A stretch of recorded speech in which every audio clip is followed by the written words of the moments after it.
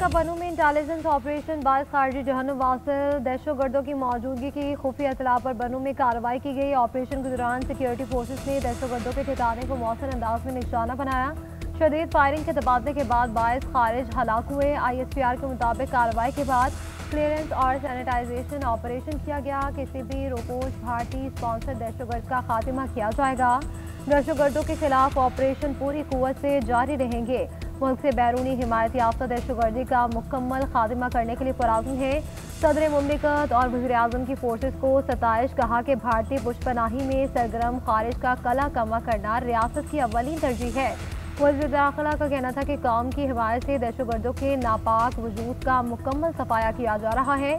फितनल हिंदुस्तान और सहूलतकारों को कहीं छुपने नहीं दिया जाएगा।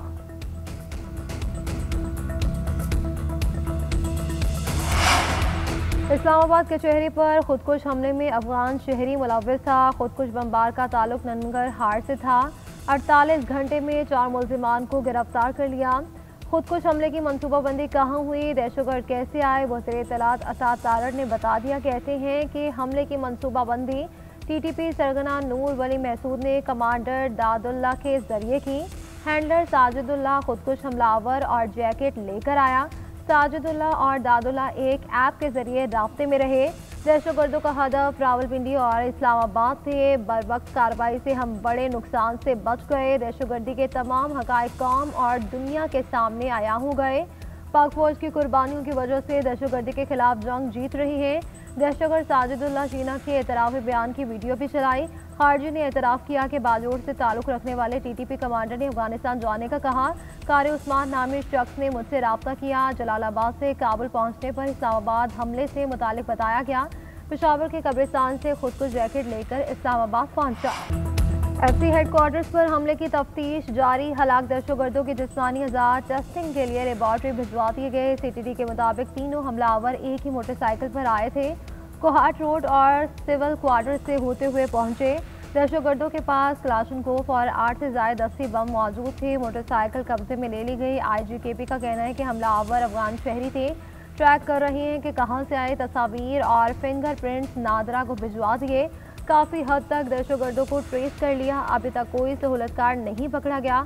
खुदकुश हमले का मुकदमा भी थाना CTD में दर्ज कर लिया गया। दहशतगर्दी दफात के तहत नामालूम दहशतगर्द नामजद मुकदमा SHO अब्दुल्ला जलाल की मदयत में दर्ज किया गया। कानून नाफिज करने वाले इदारों ने खुदकुश हमलावर की एक और फुटेज हासिल कर ली। खुदकुश बमबार को एक गले से FC हेडक्वार्टर्स की तरफ जाते देखा जा सकता है।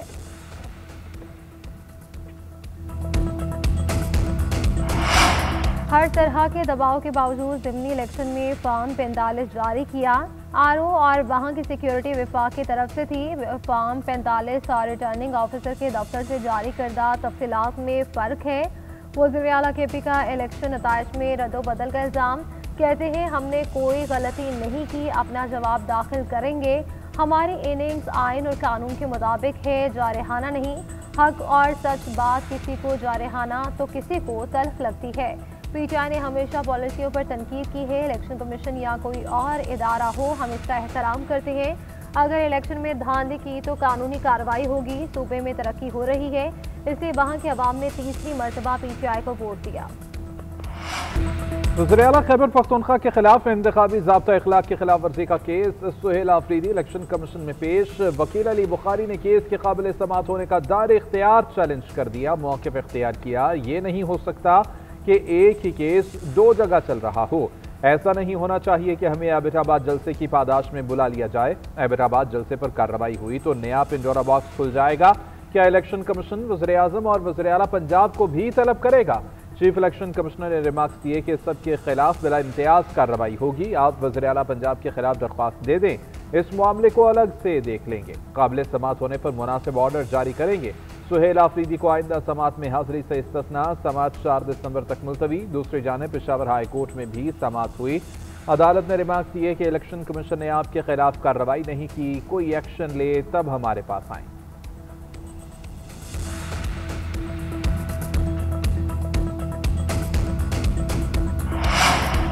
इलेक्शन वोटर से होता है, 20% से कम वोटर्स हों तो इलेक्शन नहीं होता। परवेज इलाही का कहना है कि लोगों ने इलेक्शन का बायकॉट किया। नून लीग को बगैर वोटर इलेक्शन लड़ने की आदत है। परवेज इलाही और दीगर के खिलाफ मनी लॉन्ड्रिंग केस में बरियत की दरख्वास्त पर समाअत। वकील ने मौके पर इख्तियार किया कि ऐसी कंपनियों को परवेज इलाही से जोड़ा जा रहा है जिनसे कोई ताल्लुक नहीं। जिन मुकदमात को अदालतें ख़त्म कर चुकी, दोबारा इन्हीं पर केस बनाया गया। स्पेशल कोर्ट सेंट्रल में समाअत 18 दिसंबर तक मुलतवी। वज़ीर-ए-आज़म कल से बहरीन और बरतानिया का दौरा करेंगे। 26 से 29 नवंबर को दौरे में अहम मुलाकातें मुतवक्के हैं। मनसब संभालने के बाद वज़ीर-ए-आज़म का पहला दौरा बहरीन होगा। बहरीन के बादशाह हमद बिन ईसा अल खलीफा ने दावत दी थी। वज़ीर-ए-आज़म मनामा में 2 दिन क़याम करेंगे। मुख्तलिफ सतह पर बातचीत दोनों दिन जारी रहेगी। बहरीन के सफ़ीर मोहम्मद इब्राहिम ने दौरे का खैर मकदम किया। उम्मीद जाहिर की कि यह दौरा ताल्लुकात और ताउन को मज़ीद मजबूत बनाने में अहम किरदार अदा करेगा। 2 दिन बहरीन में क़याम के बाद वज़ीर-ए-आज़म लंदन पहुंचेंगे। ईरानी सुप्रीम नेशनल सिक्योरिटी काउंसिल के सेक्रेटरी अली लारीजानी का दौरा पाकिस्तान। वज़ारत ख़ारजा में नायब वज़ीर-ए-आज़म इसहाक डार से मुलाकात। गहरे बरादराना ताल्लुकात को मज़ीद वसी करने पर इत्तफ़ाक़। तर्जुमान दफ्तर ख़ारजा के मुताबिक मुलाकात में आलमी और इलाकाई अमूर पर भी तबादला ख्याल किया गया। मुअज़्ज़िज़ मेहमान की सदर मुमलिकत और वज़ीर-ए-आज़म के साथ मुलाकातें शेड्यूल। अली लारीजानी की अस्करी क़यादत से भी मुलाकात मुतवक्के। कल शाम ईरानी सिफारतखाने में न्यूज़ कॉन्फ्रेंस करेंगे। दौरे से दोनों मुल्कों के दरमियान ताल्लुकात को मजबूत बनाने में मदद मिलेगी।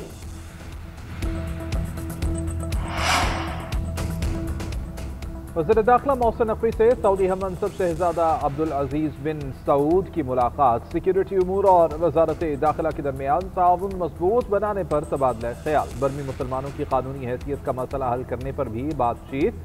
पुलिस और पैरामिलिट्री फोर्सेस के लिए ट्रेनिंग एक्सचेंज प्रोग्राम पर इत्तेफाक। पाक सऊदी अरब वज़ारत दाखिला के वर्किंग ग्रुप का इजलास आइंदा माह मुनाक़िद कराने का फैसला। मोहसिन नकवी ने कहा, सऊदी अरब हर पाकिस्तानी का दूसरा घर है और हमें सऊदी अरब के साथ पायदार ताल्लुकात पर फ़ख्र है।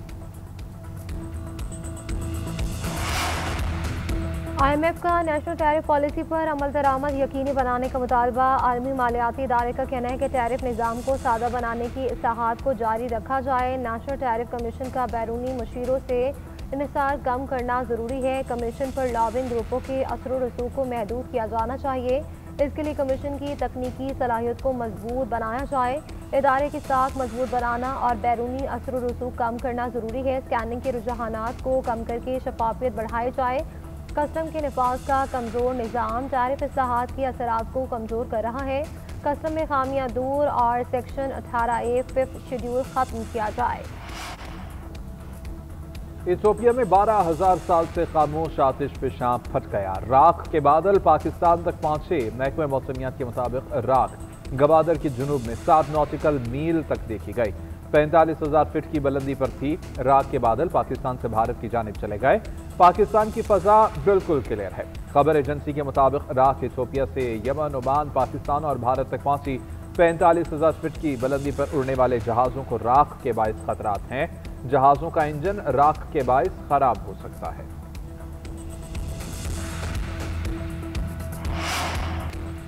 बानी पीटीआई का एक्स अकाउंट बंद करने की दरख्वास्त में बड़ी पेशरफ्त। एक्स अकाउंट बंद करने की दरख्वास्त में जेल सुप्रिटेंडेंट का जवाब सामने आ गया। सुप्रिटेंडेंट अटियाला जेल की बानी का एक्स अकाउंट जेल से ऑपरेट होने की तरदीद। जवाब में कहा कि अकाउंट जेल के बाहर से ही कोई ऑपरेट कर रहा है। बानी पीटीआई जेल में सख्त सर्विलेंस में है। बानी और इन पर तैनात अमले को मुस्तकिल सर्च किया जाता है। बानी के पास मोबाइल फ़ोन समेत कोई ममनुआ चीज़ मौजूद नहीं है। अडियाला जेल के अंदर और बाहर मुल्हिका इलाके में मोबाइल सिग्नल्स बंद होते हैं। जेल रूल 265 कैदी को सियासी गुफ्तगू से रोकता है। आईनी अदालत के बायकॉट पर कोई हतमी फैसला नहीं हुआ। पार्टी में मुशावरत करेंगे। तहरीक इंसाफ के सेक्रेटरी जनरल सलमान अकरम राजा कहते हैं, फैसला करेंगे कि एक अदालत को हम नहीं मानते तो उसमें पेश होना है या नहीं। विफाकी आईनी अदालत में मुबैना इंतखाबी धांधली और इलेक्शन तनाज़ात का केस। जस्टिस बाकर नजफी ने इस्तफसार किया कि क्या इंट्रा कोर्ट अपील काबिल समाअत है। वकील ने बताया, पहला सवाल समाअत करने वाले बेंच की अहलियत का है। बेंच सरबराह बतौर हाई कोर्ट जज इब्तदाई दरख्वास्त पर फैसला कर चुके हैं। जस्टिस आमिर फारूक ने रिमार्क किए कि जिस दरख्वास्त का आप हवाला दे रहे हैं उस पर एतराज़ात आए थे। मौजूदा दरख्वास्त गुजार की ऐसी किसी दरख्वास्त पर मैंने कोई फैसला नहीं दिया हुआ। किसी और केस में अगर फैसला दे चुका हूं तो उसका इस मुकदमे से कोई ताल्लुक नहीं। औरत पर तशद्दुद इंसानी वक़ार के मुनाफी और मुआशरे की तरक्की में रुकावट है। अहद करें ऐसा मुस्तक़बिल बनाएं जहाँ हर लड़की खौफ और तशद्दुद से आज़ाद ज़िंदगी गुजारे। सदर मुमलिकत का ख़वातीन पर तशद्दुद के खात्मे के दिन पर पैगाम। वज़ीर आज़म शहबाज शरीफ ने कहा कि पाकिस्तान दुनिया के साथ मिलकर ख़वातीन पर तशद्दुद के खिलाफ आवाज़ बुलंद कर रहा है। हुकूमती सतह पर ख़वातीन के हुकूक़ के तहफ़्फ़ुज़ के लिए इक़दाम उठा रही है। वज़ीर दाखिला मोहसिन नकवी ने कहा कि ख़वातीन के खिलाफ हर तरह का जुल्म रोकना इज्तिमाई जिम्मेदारी है। ख़वातीन पर जुल्म किसी रिवायत या ज़ाती असर व रसूख के पीछे नहीं छुप सकेगा। वज़ीर आला पंजाब का कहना था कि ख़वातीन पर तशद्दुद करने वालों से आहनी हाथों से निपटा जाएगा। वज़ीर आला सिंध ने ख़वातीन को मसावी मौक़े देने का अज़म रखा। बरतानवी वीज़ा सिस्टम में लूप होल्स। 11,000 से ज़ायद पाकिस्तानियों ने खामियों से फ़ायदा उठाया। टेलीग्राफ की रिपोर्ट के मुताबिक 2020 में सियासी पनाह की 40,000 दरख्वास्तें आईं। 11,000 से ज़ायद पाकिस्तानियों की थी। ये तादाद 2022 के बाद 5 गुना ज़्यादा है। दरख्वास्तें देने वाले वर्क, विजिट और स्टूडेंट वीज़ा पर आए थे। बरतानिया के shadow home secretary Chris Philp ने वीज़ा सिस्टम के गलत इस्तेमाल को हुकूमत की नाकामी करार दे दिया। कहा इसे रोकने के लिए सख्त और फैसला कुन इक़दामात की ज़रूरत है।